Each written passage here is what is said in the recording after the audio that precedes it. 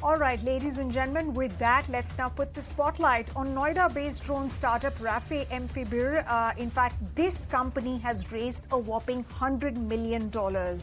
And in fact, this round was led by General Catalyst, as the startup is aiming to boost its R&D and local production capabilities. This amidst growing demand for drones in battlefields and border surveillance mechanisms. Remember, this is also coming in as there's been an increased interest in this segment, particularly post-Operation Sindoor. Now, countries have turned to drones for rapid infiltration and high impact strikes. And this conflict, Operation Sindoor, that spurred New Delhi to triple its drone spending to $470 million over the next 12 to 14 months. And that's the data that we've sourced from the Drone Federation of India. But the big question is, how will this funding be deployed by Raphe? And what's the growth trajectory and outlook that the company is looking at with respect to venturing into this segment? For that and more, we're now joined by Raphe mPhibr, who's the co-founder and CEO of Raphe mPhibr. Thank you very much, Vivek, for joining us here on ET Now. This indeed is a watershed moment for India's startup ecosystem, particularly the defense ecosystem. We'll talk about your scale-up plans first, but first things first, how are you looking at deploying this capital across different sectors, for instance, product development, manufacturing, and market expansion? Hi, Sumita. Thank you so much for having me on the show. So this capital would be deployed for what we have been working towards over the last almost a decade. So we have been focusing on research and manufacturing, and this capital has been raised for improving and strengthening the research infrastructure that we have, and then bringing into adding more state-of-the-art manufacturing facilities that we have, and increasing the capacity to not only cater to the Indian markets, but markets across the world.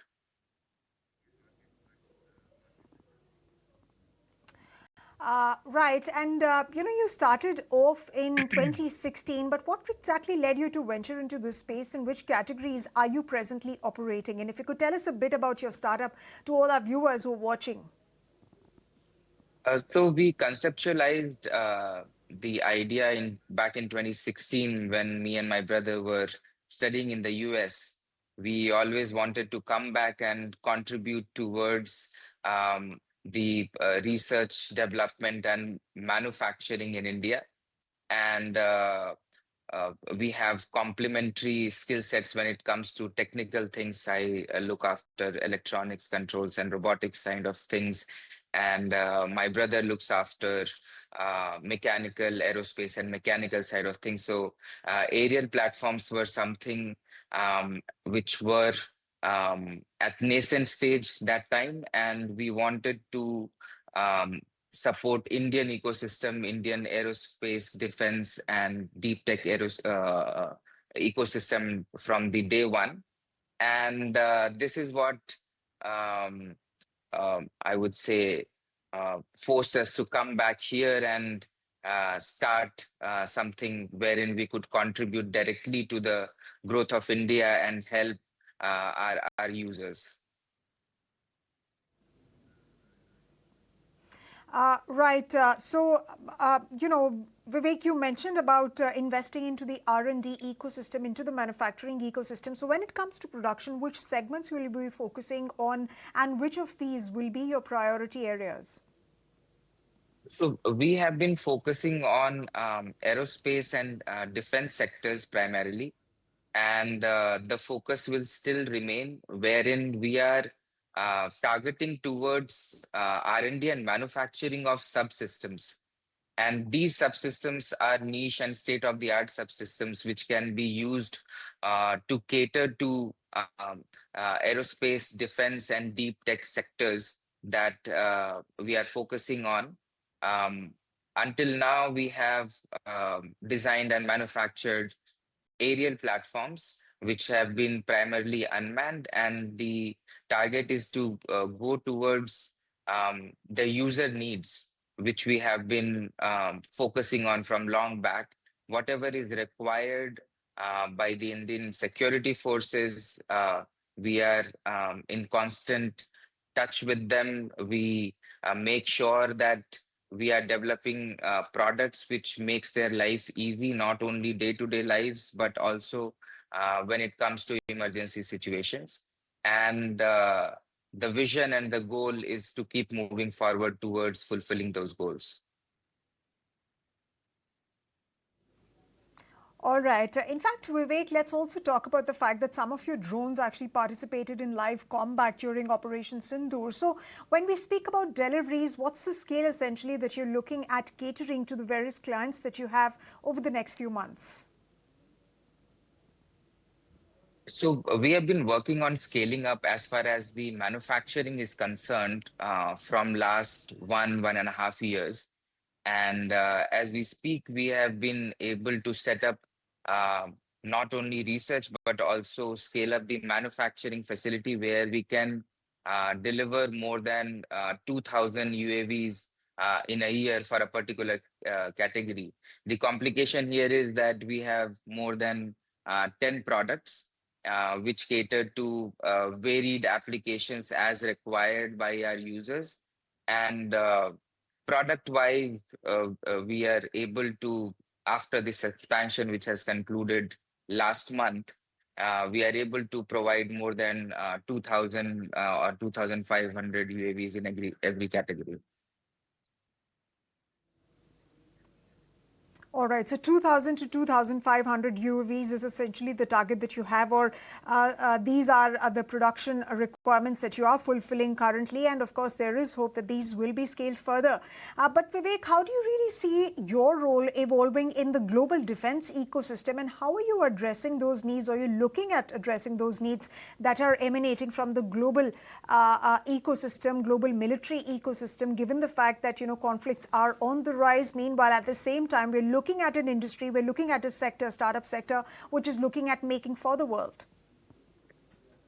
Yeah, so from the day one, the vision has been that we want to establish a very strong aerospace defense and deep tech ecosystem in India, which over the period of time should reach to a level where we are providing beyond state of the art systems and subsystems, not only to India, but to the world. As we all know that the defense structure or how the wars are being fought is changing, and people are looking at more intelligent systems, more autonomous systems, and systems which can perform with human in the loop.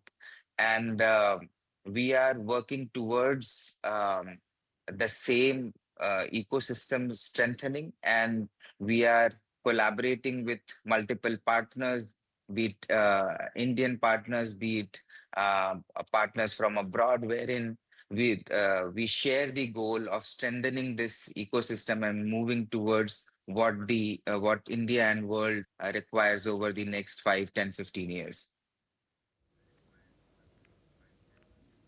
All right, so you're looking at building those partnerships and, of course, building on the momentum that's going on currently with respect to the defense ecosystem, not just here in India, but globally as well. But Vivek, let me ask you now, where does India stand when it comes to, drone capabilities and manufacturing? And can India beat China when it comes to talking about that? And if not yet, then what does India really need to do to reach that stage? See, we are 100% on track to beat anybody in the world when it comes to um, defense subsystems or unmanned aerial subsystems. What is needed and what has been happening over the past decade or so is that we are more focused towards um, research, niche research in different subsystems, different technical areas, niche technical areas like materials, electronics, composites. And this is what it would take for us to reach or even surpass the levels of systems that are existent in the world. So the focus again is towards creating that strong ecosystem where we are able to do focused research on technologies, focused research towards subsystems, because subsystems are the ones which would make a system. So I believe that we are on track as a country to move towards deep focused research on subsystems and move towards the passing the state of the art on the system levels as well. Right, Vivek. So one final question before we let you go, and this is essentially about, since you spoke about expansion, since you spoke about partnerships, so what kind of expansion plans that you have in terms of the kind of geographies that you want to target and the kind of partnerships that you want to forge? See, the expansion plan, as I said, is almost over. The expansion plan was to strengthen our infrastructure related to research and our manufacturing capabilities, not only in terms of volume, but also in terms of the kind of infrastructure manufacturing techniques that can be utilized. And as far as the partnerships are concerned, we want to collaborate with the Indian partners to share the knowledge that we have, take the knowledge from them that we have, and create that strong ecosystem. And similarly with um, partners abroad, we want to collaborate with them on niche technologies like sensors, chipsets, so that we can get more autonomy, more indigenous development and manufacturing, so that we are able to develop towards the next generation of sensors and next generation of payloads. All right. With that, Vivek, thank you very much for joining us and sharing your thoughts and your plans for the company going forward, and of course, how you see the global defense ecosystem shaping up and defense manufacturing ecosystem in India shaping up. Thank you very much once again for speaking with us here on ET Now and coming on this broadcast live. Ladies and gentlemen, with that, it's time for us to slip into a very short break, but lots more coming up on the other side. You don't go anywhere.